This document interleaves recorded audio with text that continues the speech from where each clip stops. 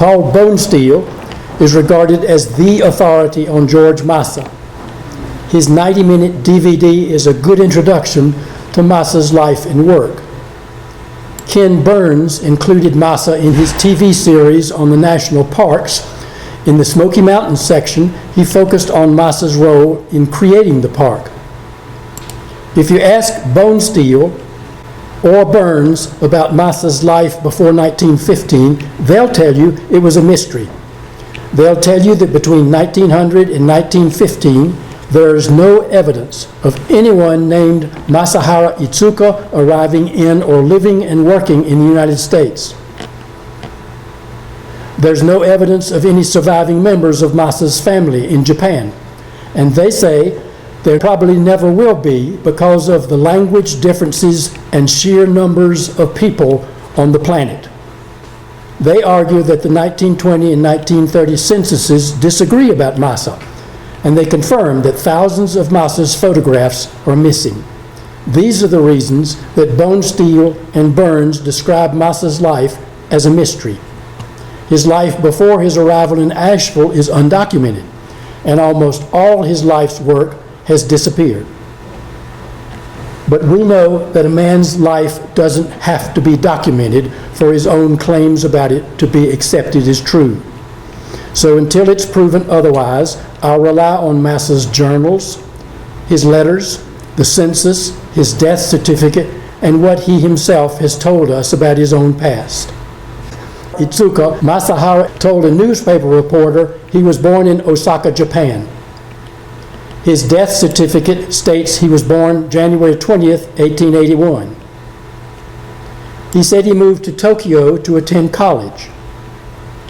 And while he was studying at Meiji University, a Methodist missionary converted him to Christianity.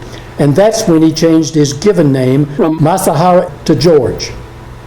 Since family names in Asia are placed before given names, he became Iizuka George. One of the mysteries of Iizuka George is how to spell his name.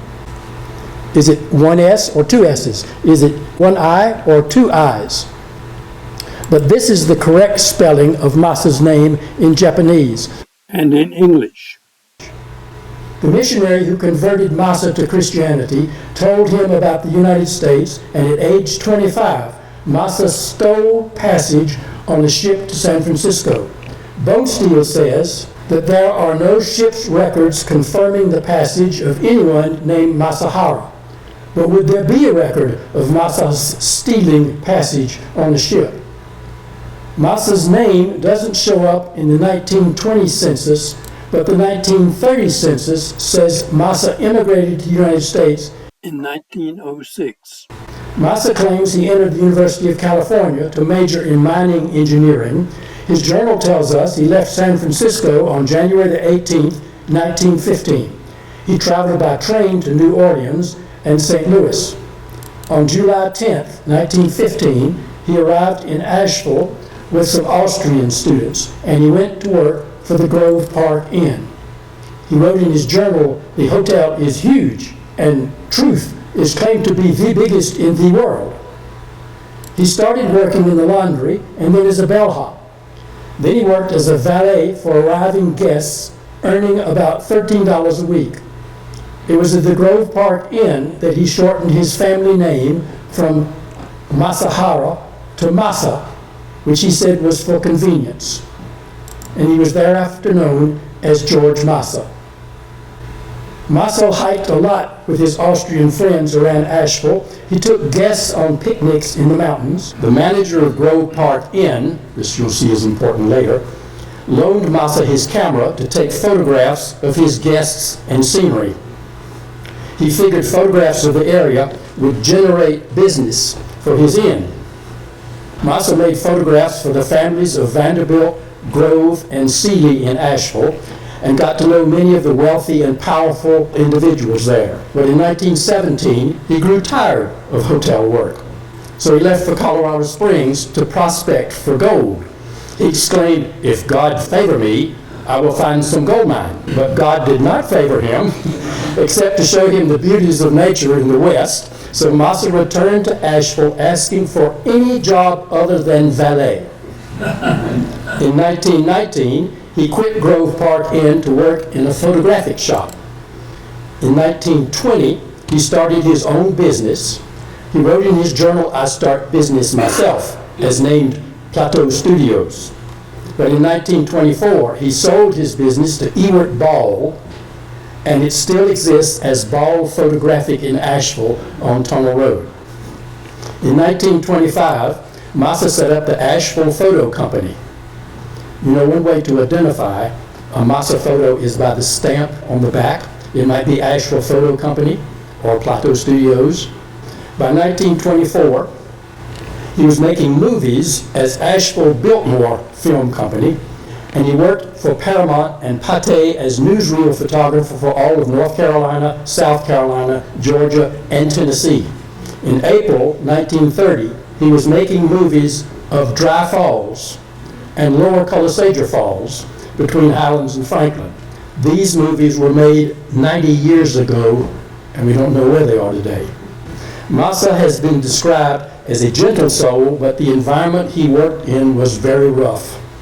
He was only an inch or two over 5 feet and weighed 100 pounds, but he carried a heavy 8x10 view camera with film plates in a canvas sling and a wooden tripod on his back. He climbed up rock cliffs, through rhododendron and laurel thickets, and across trout streams and rivers. He'd hike as far as 10 or 15 or 20 miles to find the right camera location for the perfect shot. He hiked all over the Smoky Mountains 8 to 10 years before there was even an Appalachian Trail. He mapped the trail from Virginia to the Georgia border. That's why he's called the father of the Appalachian Trail as it exists in North Carolina. He also mapped hundreds of uncleared trails in the southern Appalachian Mountains. This map was his trail to Coal Mountain near Asheville. You may remember Charles Frazier's book in 1997 that was set at Coal Mountain. Masa invented a contraption, since he was an engineer, to measure distances accurately, and I put this up because it would have looked something like this. He removed the seat and back wheel of the bicycle. Then he attached an odometer to the handbars and the front wheel, so he pushed it ahead of him as he walked. With this homemade cyclometer, he walked extremely fast, which is why he wore a red bandana around his head to catch the perspiration. Tom Alexander tells us that in 1927, when Tom was leading a hike up Three Forks, one of his hikers, a hotel clerk, felt weak from exhaustion and sat down to rest. While he sat, he kept repeating, "How the hell could even a horse make it up this trail?" Suddenly, Masa came whizzing by so fast that the hotel clerk barely got a glimpse of him. The clerk hollered out, "My God, yonder goes an Indian riding a bicycle." It was during the 1920s that Masa met Horace Kephart. In 1913, Kephart had published a book called Our Southern Highlanders, which described the unique people of the Smoky Mountains. If you haven't read that book, it's still current. Kephart also wrote Camping in Woodcraft in 1906, which is a classic book about how to live in the wilderness. It's probably one of the earliest scout manuals. By the 1920s, Kephart was writing an article for National Geographic, and he needed photographs to accompany it. So he recruited Masa to help him. Both he and Masa were horrified at what logging companies were doing to the Grand Forests. Logging was no longer selective and local as it had been before 1900. It was now large-scale and commercial slashing of the land. Kephart and Masa hoped to stop the destruction if they could show the region's natural glory, or what was left of it. It was Kephart's eloquent writings and Masa's astonishing photographs that ultimately saved the Smoky Mountains from destruction. As early as 1925, Masa was promoting the Smokies as a national park. That was 9 years before it even existed. In 1933, he published a guide to the Smoky Mountains National Park, which was based on his own measurements and maps. Masa's guide was so accurate that it corrected the U.S. Geological Survey maps, which the government had given him as an aid. He'd follow the government map until what the map claimed was there wasn't there at all, or what was there wasn't what the map claimed was there. Masa would get real upset over those government maps. He'd be standing on a ridge with a survey map in hand, and he'd stamp his foot and cry out, "That damn Porter Gap, that not Gap at all." Or he'd be in the middle of a field and holler out, "Who hell called this place for cave?" Masa spent 18 years practicing his craft, and he earned the unrivaled honor of being called the greatest photographer of the Smoky Mountains. His photographs were always splendid, with deep shadows and penetrating light. Kent Priestley described this one of the Black Mountains as deep shadows and penetrating light, a bank of clouds hovering over the distant peaks, emitting enough light to touch off the horizon in a bright glow.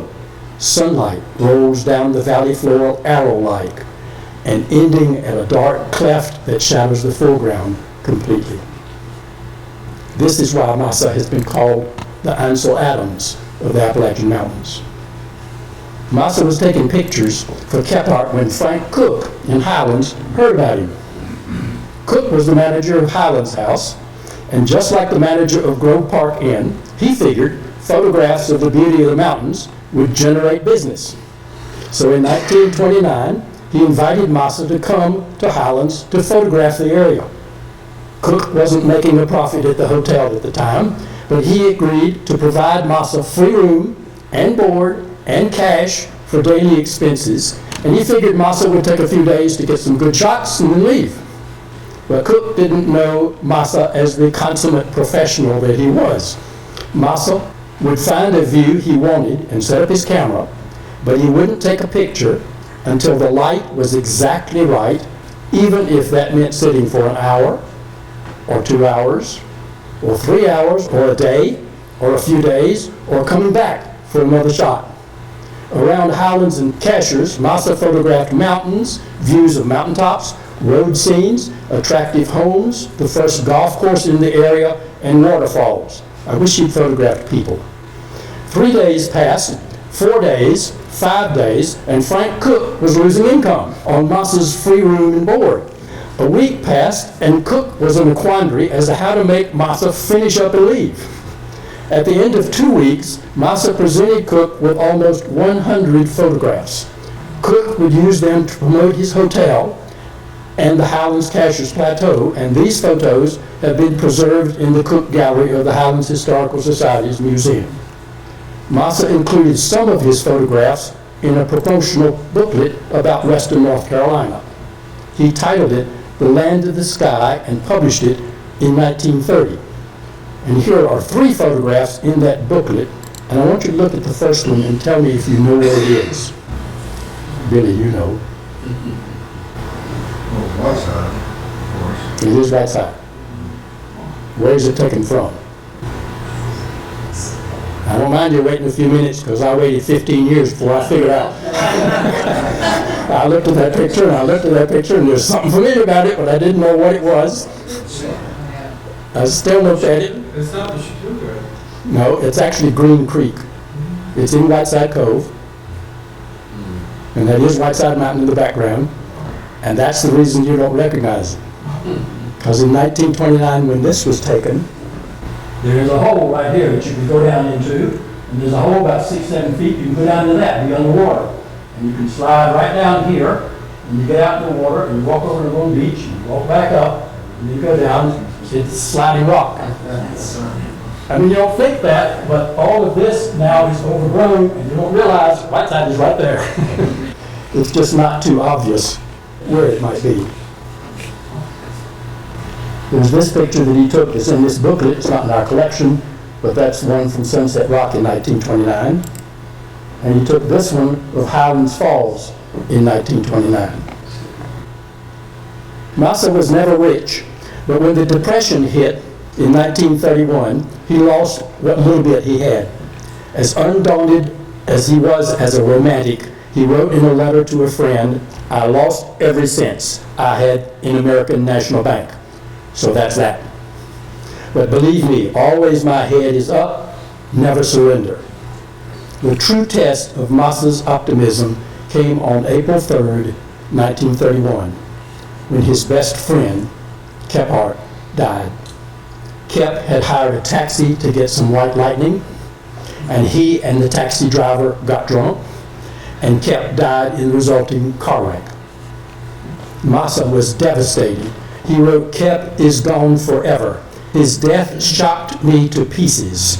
I never experienced such feeling in my life. But we must keep going on what we have in our hands, and I like to carry out what Kep wanted." Masa was a likable and popular man and should have died rich from the thousands of pictures that he took. But his ending was pitiable. For all the talent and fame, including his role as founder of the Appalachian Trail Club, he died of tuberculosis and other complications. He needed Mary Lapham. On June 21st, 1933, he was 52 years old. One complication might have been his prolonged respiratory exposure to harsh, dark-room chemicals. Another complication might have been the loss of his friend Kep. Masa died penniless and in debt. His friends had to pay for his funeral. This is a check from Anthony Lord for $10 for that funeral. Few people knew of Masa's financial woes. He once wrote in a letter, "Local people thinks I have plenty of money because my customers are rich people or social persons. I worked like hell, studied like hell, and got good reputation at present. And I never told anyone business is rotten. Whenever they ask, I say business fine." When Masa felt depressed about his finances and needed to renew his spirits, you might try this, he'd leave his office and, in his own words, go into the woods, get fresh balsam air, then come back and start strong, good fight. No use to worry, that's way I do. Maybe I'm wrong, but it good to me all time. A year after Masa's death, his dream of the Great Smoky Mountains National Park was officially recognized. Rockefeller, who had seen Masa's photographs, had given $5 million to buy the land. But it took another $1.5 million before Roosevelt could dedicate the park in 1940. It was 28 years after Masa's death when a mountain peak was named to honor him in 1961. Masa Knob, 5,700 feet, stands appropriately on the shoulder of Mount Kephart. Masa and Kephart had named most of the mountains in the Smokies. They consulted local residents and Cherokees. And one day, on a long mountain trip with Charlie Connor, a cattle farmer and mountain guide, Charlie sat down in exhaustion from the trip, rubbing his feet, and said, "I'll tell you what, this bunion feels about as big as that knoll over there." If any of you have been on the Appalachian Trail, you've been to Charlie's bunion. Masa had wanted to be buried near to Kephart in Bryson City, but his burial instead was in Asheville in Riverside Cemetery. His graveside remained unmarked there for 14 years. In 1947, the Carolina Mountain Club erected a stone bearing his name and dates. In the early 1940s, Masa's friend tried to fulfill his last wish by having his body moved from Asheville to Bryson City next to the grave of his friend Kep. But World War II was raging at the time and their project failed. If anyone here is looking for a good project, Masa still hopes to be with Kep. After Masa's death, an inventory was taken of his photographs, which amounted to 6,000 negatives. They were sold to a photographer named Elliot Fisher, who lived in Asheville until the mid-1950s. At first, Fisher sold under Masa's name, but then he sold them under his own name. Fisher moved to Florida and in 1968 committed suicide. Masa's negatives were never found. There's no trace of a single Masa image from the 6,000 that Fisher bought. It's hard to find a Masa photograph today. Recently, Western Carolina University had an exhibit of 35 of Masa's photographs. 25 was snapshot size, and 10, no bigger than 3 inches, were probably used for postcards. 30 or 40 of Masa's photos were found showing the Kenilworth area of Asheville. Hunter Library in Western Carolina University has 5 Masa snapshots. Pack Library in Asheville has 7 Masa postcards retouched in color. Asheville Art Museum has 2 mountain scenes. It's only the Highlands Historical Society that has nearly 100 of Masa's photographs, which by default makes it the largest collection of Masa's photographs in the world. And the photographs in Highlands might have disappeared too if it weren't for Beverly Cook Quinn. You know her as the daughter of Frank Cook, who had hired Masa to take photographs of the Highlands Plateau, and Beverly carefully kept them, all 97 of them, preserved in the original photo album, and donated them to the Highlands Historical Society, which is the reason we have them today. The original photographs in the albums were 75 years old. Here are some of the originals next to their digital restoration, just to show you the difference. This one, you can see a few imperfections at the top of it, and maybe a little piece of tape down here on the original. This isn't to say anything about the originals. The fact is, if they hadn't been taped, they still would have faded, and what we're trying to do is to make it look like it would have looked when Masa took it. So those in here have been cleaned up. You see the tear on that one. This one is the one that's the digital improvement. This one has a tear in it, and then that one on the right is the improvement. They're in black and white here. I put them in sepia here just because it looks better in the camera. This is the original. And then this one particularly had a tear down in the bottom, and those of you who do Photoshop know about cloning.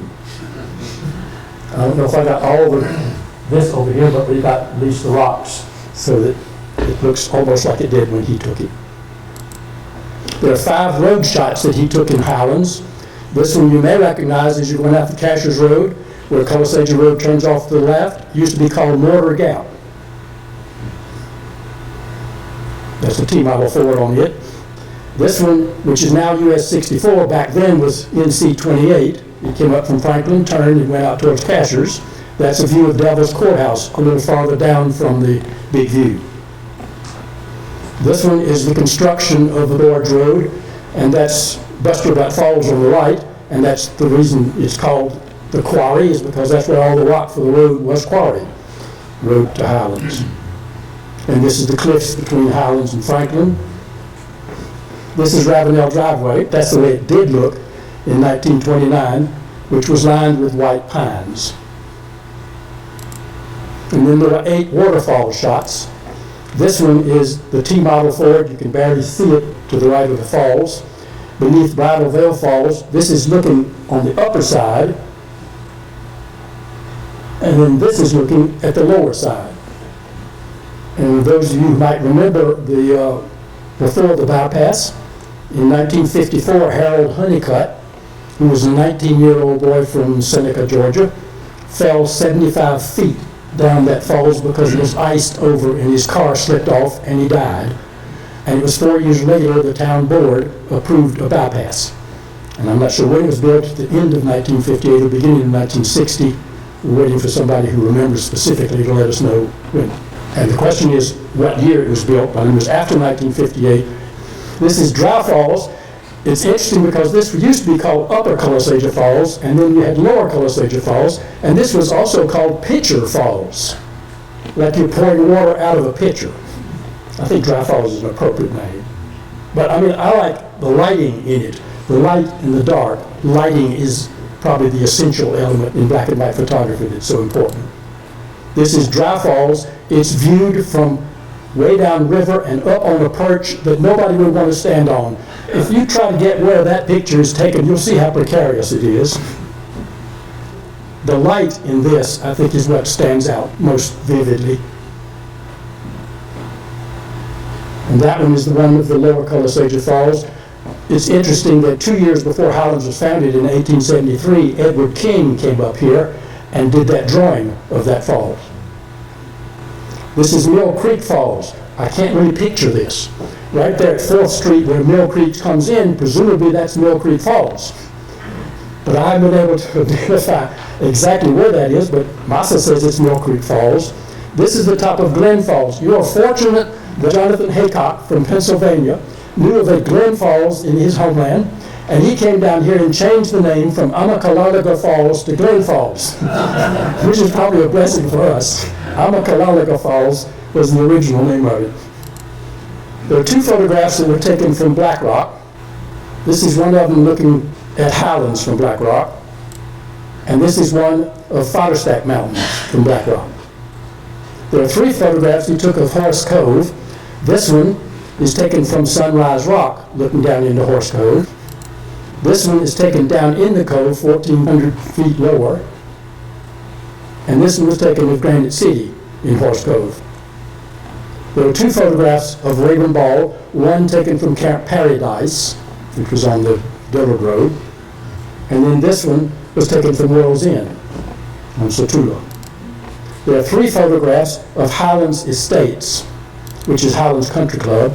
This is a view of Highlands Estates golf course, and as you know, they built Highlands Estate golf course to challenge Bobby Jones with a par 70 that he would never be able to make, and he came up in 1929 and on his first play made 69. And he went on for the Grand Slam. This one is Highlands Estates, and that's the first club before it burned on Highlands Estate looking across the lake. This one is the number 5 tee at the fairway. He took a lot of shots of homes, which is nice to have these preserved. This is the home of Mrs. Robert Hughes. If you stand at the Civic Center and look up on Bearpin, you'll see that house on the top. This one was the home of Henry Sloan. He's the one that has the beautiful Italianate gardens that were terraced. This is the entrance to his terraced gardens. He called it Chionanda, or little hills upon little hills, and then the walls there were dry laid with native stone. This is Sloan's ornamental pool and statuary. Those terraces are still there. Most of this is gone. The home of Mrs. Salinas was Calalanta, which was torn down, 2 years ago on the Bowery. It was Cherokee for high place or heaven. What I like about this picture is the contrast of the shadows and the light. This is the home of Commodore John Sewell on Dog Mountain. That was torn down about 10 years ago. We've lost a number of houses. They're a close-up of his house. And this is the home of Henry Bascom on Satula Mountain. This is the home of Colonel Alstetter, which is where the post office is now. It was built by Cherokee laborers for William Dobson in 1879. And we know that because you'll see under the eaves that talisman. The Historical Society got those two, the one on each side, and have them preserved. And you can't save it just so much, but that was worth saving. That's one of the evidences of Cherokees on this plateau. This is Dr. Dabney's home, and these next three pictures are interesting because that's chestnut bark on the outside. There's another one of Mrs. Michael Hoke's home at Highlands Estate, Highlands Country Club, and this one is Mrs. Clay Moore's home on Hudson Road, and that too is chestnut bark. I don't know where this is, the home of Louise Kramer. I think it's the Dillard Road, I'm not sure. This is the home of Robert Hager. As you stand at the Nature Center and look right through there, there's a gated house, and this was his home. This is the home of Mary Apple up on Satula Mountain, which was far away. This is the home of Marguerite and Claire Ravenel, which is known now as Wolf Ridge, was then too. And this is a beautiful view from the back of Wolf Ridge with Whiteside Mountain off in the distance. This is the home of Alice Lyons on Satula Road. That's where Satula Road and Worley Road turns off. It's there on the left. The home of Mr. Hannett on the Dillard Road. And the Anderson Sullivan House, this is interesting, it was built by Alexander Anderson in 1906 up to 1909, took 3 years. He was the inventor of Quaker puffed wheat and Quaker puffed rice, and his income that he got from his chemical inventions that came out of Clemson University is what produced this house. Ultimately, the Sullivans took over, I think in 1926, and then in 1973, it was torn down. Sometimes pictures are the only way we preserve our history. There are 4 scenes from Sunrise and Sunset Rock, and you can't really tell from a photograph what the artist has had to endure for his perfect shot. Sometimes Masa would leave home at 3 o'clock in the morning, and he would sit in the cold and the rain, just waiting for what he called the precise atmospheric moment. That's when the sun would rise or set. And there's a tremendous sacrifice in making a photograph a work of art. And now you can take your GPS and you can actually time when that sun's going to come up, but you couldn't back then. You had to just wait and hope you hit it right. Masa wasn't above altering the photograph, the scene. He would set his camera and compose his shot, and then he would reach up and pull down an oak branch or a dogwood to frame the picture. There are 5 pictures from Bearpin Mountain. This one is Scaly and Fishhawk Mountains from Bearpin. And Masa often said that nature inspired him as a strong feeling of worship. He'd been converted to Christianity in Japan, but when someone asked him in America if he attended church, he said, "My church is out in the mountains under the trees." And you'll see a lot of Masa's church scenes like this one. These are from Satula Mountain, riding the horseback on Satula, and back then there weren't trees on top, so you had a 360-degree view. That's horsebacks on Satula, and that's right side off in the background. And this is not Masa's picture, but at that time there wasn't a fire tower on Satula. It wasn't built until 1932, after Masa had left and died the next year, and it was removed in the 1950s. On Satula, looking towards Highlands Estates, and then Satula Mountain cliffs, and from here you can see wave upon wave of mountains stretching to the horizon in a stormy sea of waves. That's what they call this view, sea of views. There are 13 views of Whiteside Mountain. He loved Whiteside Mountain.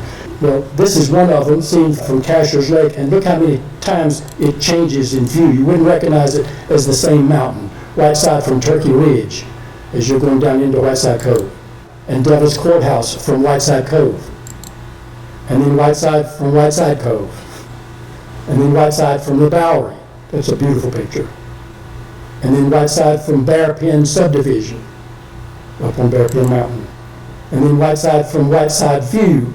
And if you walk up the Kelsey Trail at the end of it, just before you start to get onto the road, that's the view that you used to have. You're on the Kelsey Trail, looking at Whiteside, which you would end up at 4 miles later. This is Whiteside from Bascom's home on Satula Mountain. This is Whiteside from Satula, and I bring up this one because this is in 1929. In 1903, Henry Skadden took this same view from Satula. There's that one by Masa, and there's that one by Skadden. And then earlier than that, in 1889, this is Whiteside from Satula. It is the same perspective, taken by Henry Osawa Tanner in 1889. He was an African American who had almost failed because of the prejudice in Atlanta, had given up on photography, had come up to Highlands to restore his soul, and it saved his life. And he ended up going off to France and became a well-known American painter. And this is one of his painters, which we found over in Berea College Art Department. It was on their wall. We asked them if they knew where it was, and they said no. So we told them where it is, and now they have it identified. I don't know how it got there, except that's, well, Berea College, I can understand why it would. This is Whiteside Ridge of Whiteside Mountain, and I'll mention this one. This is a photograph of the cliffs of Whiteside that was made from the side of the cliff. It's difficult and dangerous to take this one. Kephart said that Masa would photograph terra incognita. Terra meaning land, but I mean terror, O-R could be. These were scenes in the Smokies which probably no man had ever witnessed because of their inaccessibility, said Kephart. But Masa would find those scenes and risk his life photographing them. And this is one type of those scenes. Right. Yeah. And the views from Satula, that's the same tree that's still there, right? Yes, it is. This tree. You can actually do one now yourself and compete with Masa and Skadden and Henry Osawa Tanner. That one little pine. I mean, it's one of those that must be 100 years old or more. You took all these in 2 weeks? Yeah. Well, Frank Cook thought that was too long. But he was a very good photographer. And I suppose if he had to wait one place, he would set it aside, mark it down, go somewhere else, and then come back to that. because he spent day after day working on it. It is amazing that he did this in such a small amount of time. This is the view on North Carolina 28, which is now 64. This is from Devil's Courthouse. That's the highway there, that streak, road's big view. If you were there, you'd look at Devil's Courthouse. This is the reverse. And he had 3 photographs of the primeval forest. And I'll mention this, that Masa has been called the Ansel Adams of the Southern Appalachians, and I think it's probably because of the photographs that he took of the Smokies, which produced a social change, and that's what made him a conservation photographer. He used photographs instead of words to help people understand and change. And I'm told the difference between a conservation photographer and a nature photographer is that the conservation photographer often shows a forest with a saw and a bulldozer in the background. Masa shows the forest, but no sign, no saw, no bulldozer, yet it produces the same result. You just want to preserve it. And I wish he could have saved our primeval forest here that went from Black Mountain all the way up to Whiteside as successfully as he saved the grand forests of the Smokies. There's a sign on that tree. You'd have to get up close to it. This is what it says on that sign. That's the rhododendron floor.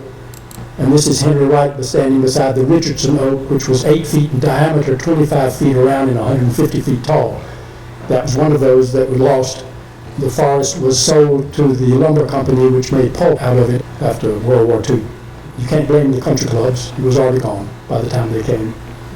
Camp Paradise, he did one view of that, and I'll show you this. That's 3 pictures that we pieced together that he took separately in a collage, and then I took this one below it, piecing them together so you can see what it is now and what it was then, looking from Rhodes' big view. There are 4 miscellaneous photographs. None of you will remember the fountain at 4th and Main.